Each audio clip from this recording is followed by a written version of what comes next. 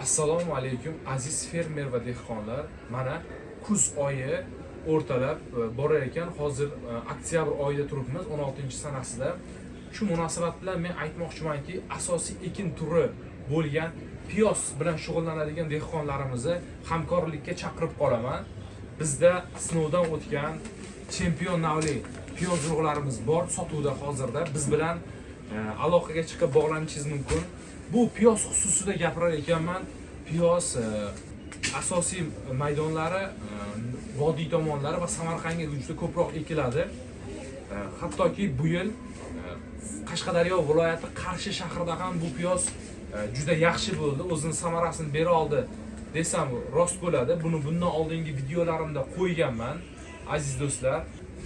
Bizga ma'lumki, piyoz bo'yicha eng tez piyozni yetishtirib beradigan hudud Surxondaryo. Endi Surxondaryo hududlarida asosiy tez pishar piyozlar ko'proq ekiladi. Bular xususida agar aytadigan bo'lsam, Koreyskiy, Sibir, Viktoriya urug'lari asosiy Surxondaryoda ekiladi. Biz Surxondaryoga juda ko'plab urug'lar berdik.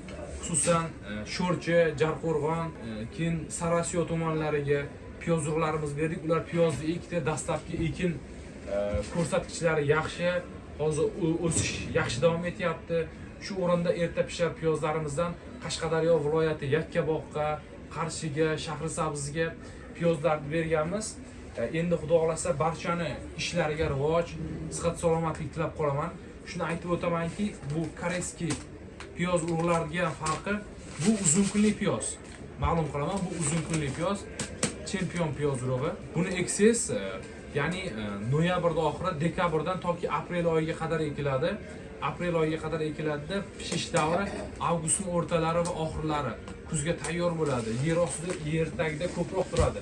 Ya'ni vegetatsiyasi ham, generativ davri ham ko'proq kechadigan piyoz urug'lardan. Endi avvalo xudo xolasa piyoz urug' ekmoqchi bo'lgan, shundan daromad qilmoqchi bo'lganlar biz bilan bog'laninglar. Chempion piyoz urug'larimiz bor.